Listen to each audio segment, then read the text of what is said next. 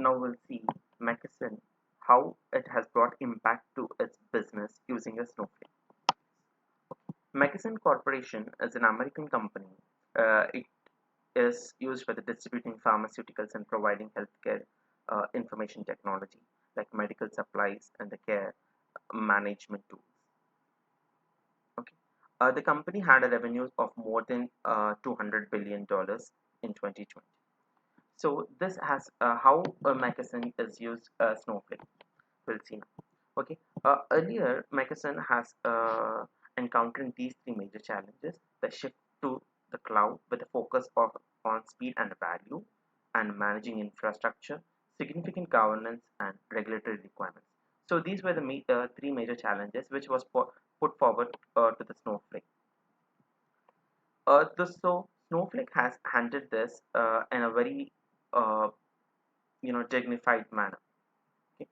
It has handled 60 plus analytical streams served by a single cloud data platform and migrated in less than 90 days, and the load speed improving with 86% in the 5 times faster complex queries, improved governance and democratized insights. So imagine how greater impact it would have produced in the business. So we can say that the Mckesson has used the Snowflake to improve its business.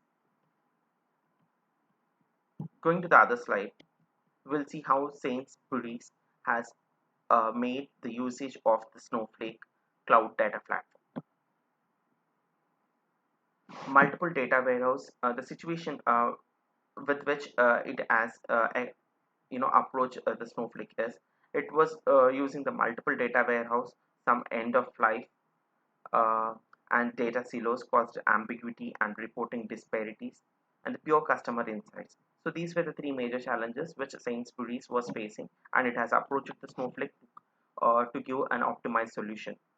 So Snowflake has given the diverse data ingested for the analytics and the data science team, and improved agility, scalability, and analytical performance. So in-depth customer knowledge and improved services. So even Sainsbury's has made the good usage of Snowflake Cloud Data Platform to improve its business. Going to the other slide, even the Capital One was also using the Snowflake, and these are how it has brought a new you know this impact to the business. Like earlier, it was getting slow analytical cycles and the limited ability to answer complex questions, inability to provide business continuity and ensure security.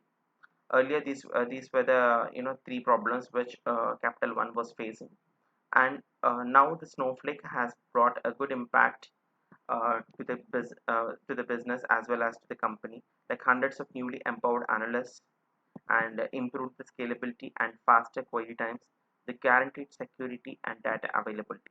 Snowflake has an inbuilt feature where it provides the security to the data uh, in the encryption.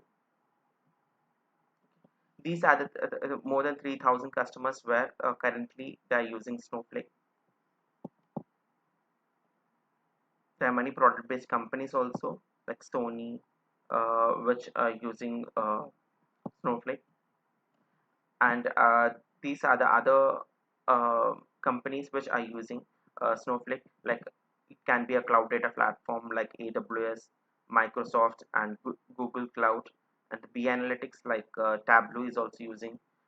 Snowflake has got a good feature where it can integrate with the other ETL tools and also the reporting tools. For the reporting tools, you can see like Tableau and Cognos.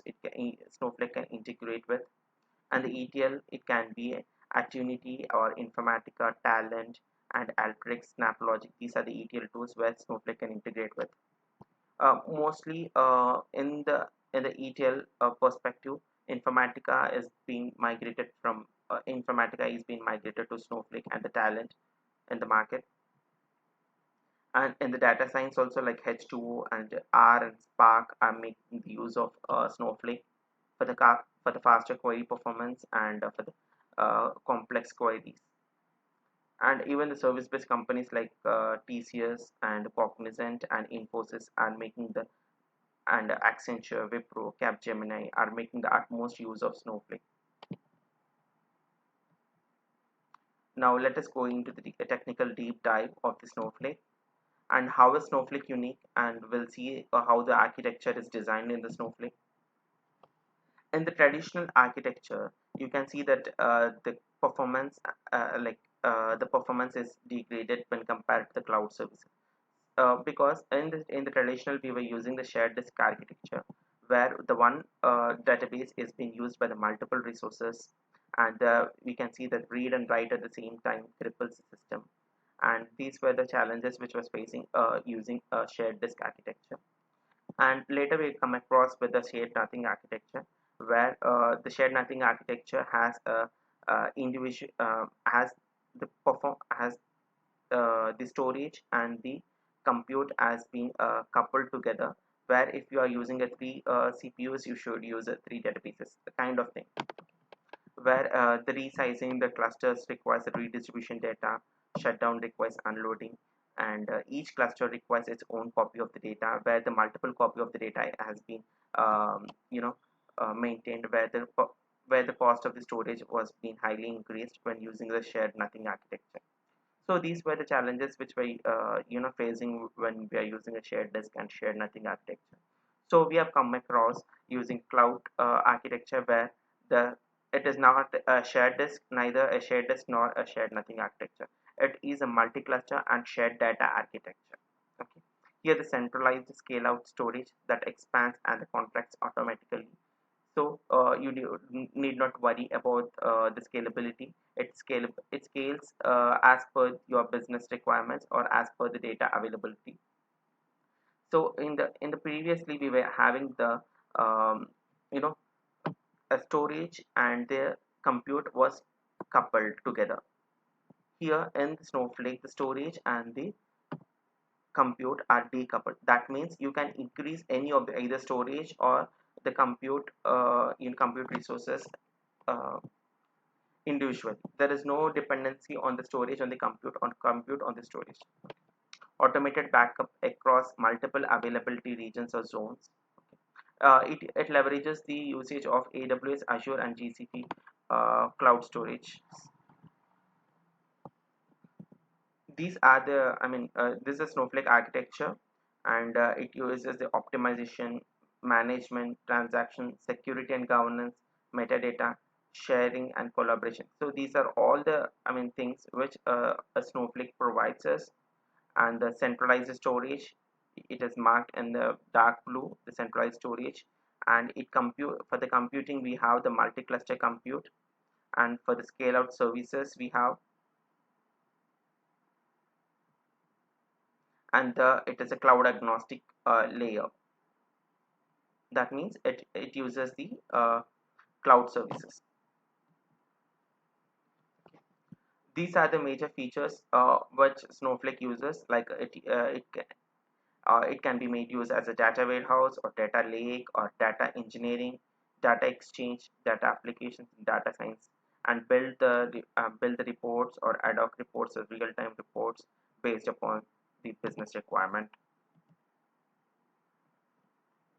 Okay. By default, the Snowflake provides you with some authentication, access control, data encryption, external validation, and data availability.